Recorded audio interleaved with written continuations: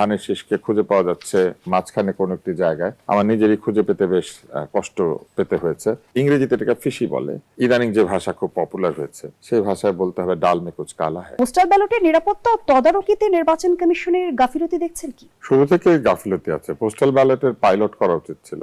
Postal ব্যালটে vote নিয়ে সেই vote কতদিনের মধ্যে কিভাবে বাংলাদেশে পৌঁছায়, কিভাবে তারা গুনবেন, প্রার্থীরা মার্কা দেখে ভোট দিবেন নাকি ব্যক্তিকে ভোট দিবেন, এই বিষয়গুলি আসলে খুব পরিষ্কারভাবে বলা উচিত ছিল এবং রাজনৈতিক দলগুলো এগুলো জানা দরকার ছিল।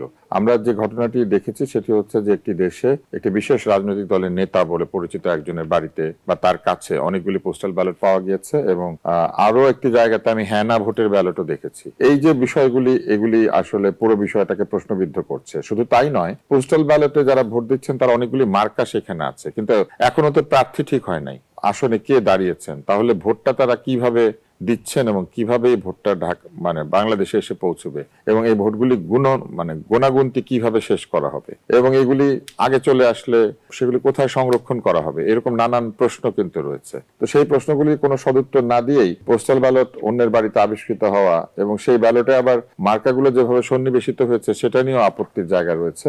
হাত পাখা, দাড়িপাল্লা এবং শাপলা কলিকে পাওয়া যাচ্ছে উপরের সারিতে, ধানের শীষকে খুঁজে পাওয়া যাচ্ছে মাঝখানে কোন একটি জায়গায়। আমার নিজেরই খুঁজে পেতে বেশ কষ্ট পেতে হয়েছে। তাহলে সাধারণ ভোটারদেরও আমার ধারণা যে একই রকম কষ্ট হবে, মার্কা খুঁজতে হবে। তো এই জিনিসটা আসলে আমার কাছে মনে হয়েছে যে স্বচ্ছভাবে হচ্ছে না। আর পোস্টাল ব্যালটের কাহিনী কিন্তু সারা পৃথিবীতেই কোথাও প্রশ্নহীন না। এখন ধরেন কেউ যদি আমার কাছে পোস্টাল ব্যালট থাকে তারটা, এবং আমি যদি তাকে গিয়ে বলি ভাই এখানে ভোটটা দাও, সম্পর্কের খাতিরে হোক যেমনি হোক উনি কিন্তু দিয়ে দিবে। তো এইরকম একটা অবস্থা যদি হওয়ার সম্ভাবনা থেকে থাকে তাহলে আমি মনে করি যে পুরো বিষয়টা খুবই ফিশি। ইংরেজিতে এটাকে ফিশি বলে, বাংলায় বলে রহস্যজনক।